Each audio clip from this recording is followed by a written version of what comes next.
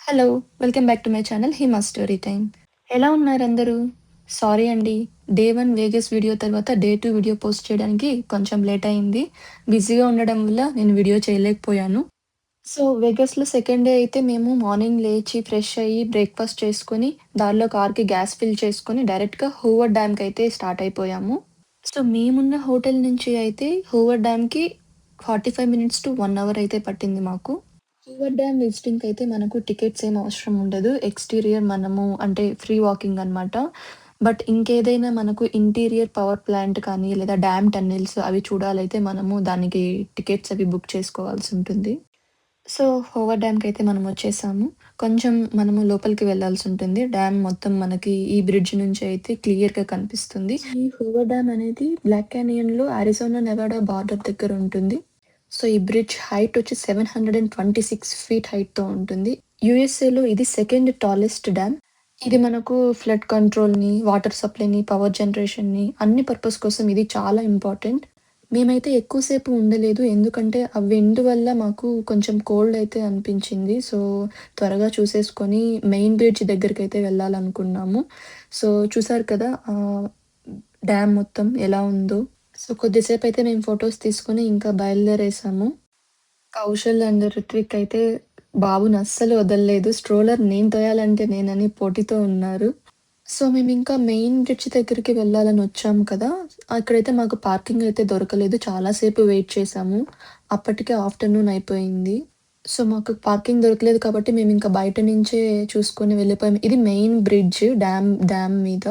So, మనం first వెళ్ళాం కదా! అక్కడ కనిపిస్తుంది కదా! పెద్ద బ్రిడ్జ్ అక్కడికి మనం ఫస్ట్ వెళ్ళింది. సో, ఇక్కడ చూసారు కదా! పార్కింగ్ ఎక్కడ లేదు. సో, మేమింక రిటర్న్ అయిపోయాం ఇంటికి. ఆఫ్టర్‌నూన్ అయిపోయింది కదా! సో, ఇంకా లంచ్ బయటే చేసేసుకొని ఇంకా రూమ్‌కి వెళ్ళి మేము రెస్ట్ తీసుకున్నాము ఈవినింగ్ వరకి. సో, కిడ్స్ కానీ ఉంటే 5-6 ఏజ్ ఆరా కిడ్స్ ఉంటే మాత్రం ఖచ్చితంగా ఇది చూడాల్సిన ప్లేసే. సో, వాళ్ళకి కొంచెం బాగా అనిపిస్తుంది. సో, ఇంక ఈవినింగ్ అయితే మేము ఫ్లెమింగో వచ్చాము. ఇక్కడ ఎటు చూసినా మనకు కెసినో అండ్ హోటల్సే ఉంటాయి. కానీ ఈ హోటల్స్ లోపలే చాలా బ్యూటిఫుల్‌గా డెకరేషన్ చేస్తారు. ఎందుకంటే మేమింకా క్రిస్మస్ టైంలోనే వచ్చాము కాబట్టి ఎక్కడ చూసినా ఏ హోటల్‌లో ఇన్‌సైడ్ వెళ్ళినా అన్నీ డెకరేషన్‌తో ఉన్నాయి. నేను వీడియో తీసుకుంటున్నాను కాబట్టి కంప్లీట్‌గా బాబుని జగ్గుయే చూసుకున్నాడు. ఈ కెసినోస్ లోపల ఏంటంటే కిడ్స్‌ని అలో చేయరు. అంటే నార్మల్‌గా వాక్ అయితే మనం చేసుకుంటూ వెళ్ళొచ్చు. బట్ ఎక్కడ మోర్ దెన్ 1 ఆర్ 2 మినిట్స్ కంటే మనం ఎక్కువ నిల్చోకూడదు.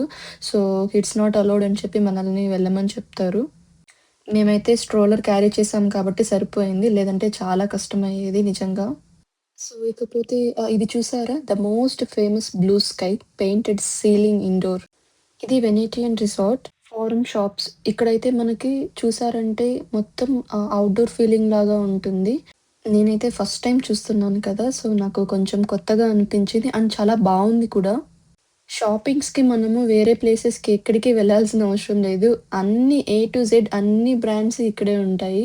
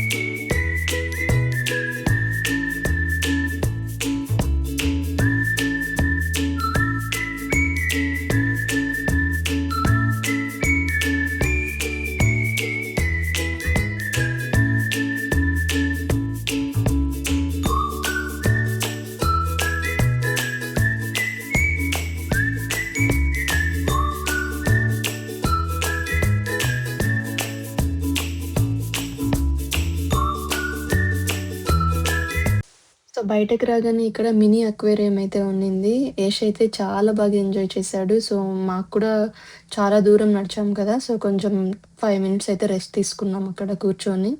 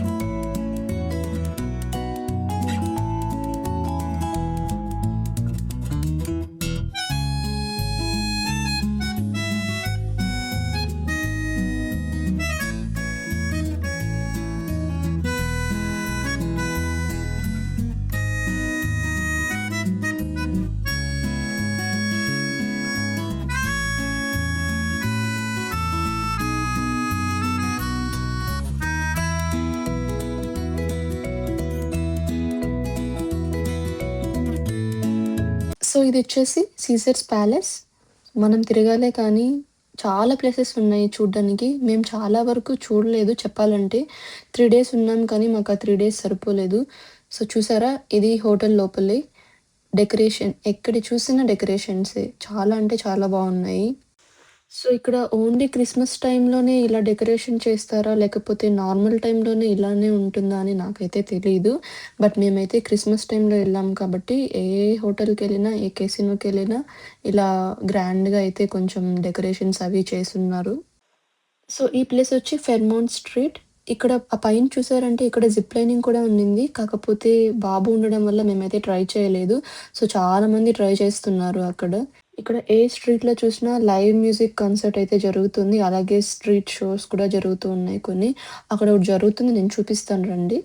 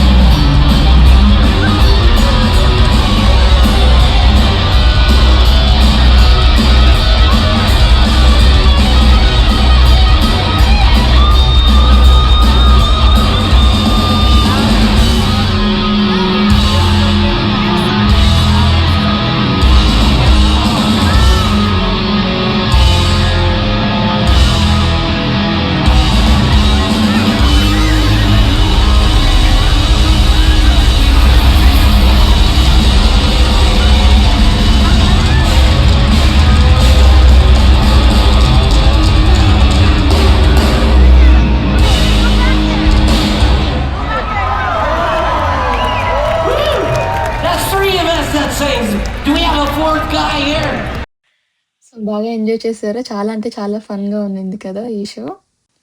ఇక్కడ చూడండి ఒకతను లైవ్ పెయింటింగ్ ఏస్తున్నాడు. అన్నీ చూసాను నేను అటు వెళ్లి. చాలా అంటే చాలా బాగా వేస్తున్నాడు. చాలా టాలెంట్ ఉండాలి ఇలా వేయడానికి కూడా. మేము వెళ్ళేటప్పుడు ఒక పెయింటింగ్ అయితే తీసుకోవాలని అనుకున్నాము. కానీ నిజంగా మర్చిపోయి వెళ్ళిపోయాము. చాలా ఫీల్ అయ్యాము సీరియస్‌గా. మీరు కానీ ఈ ప్లేస్‌కి వెళ్తే డెఫినిట్‌గా బై చేయండి. చాలా రీజనబుల్ ప్రైజెస్సే పెట్టారు అతను.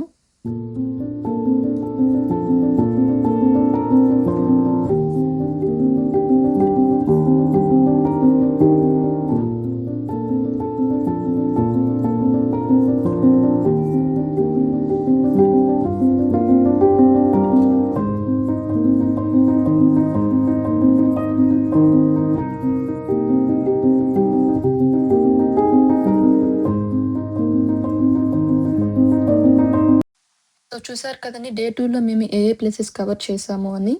సో డే 3లో అయితే మేము ఒక హారర్ అడ్వెంచర్ అయితే ఎక్స్‌పీరియన్స్ చేశాము. సో అది నేను డెఫినిట్‌గా అన్ని డీటెయిల్స్ నేను పోస్ట్ చేస్తాను డే 3 వ్లాగ్‌లో. సో ఈ వీడియో మీకు నచ్చినట్టయితే please do share, like and subscribe చేసుకోండి. Thank you for watching. See you in the next vlog. Bye.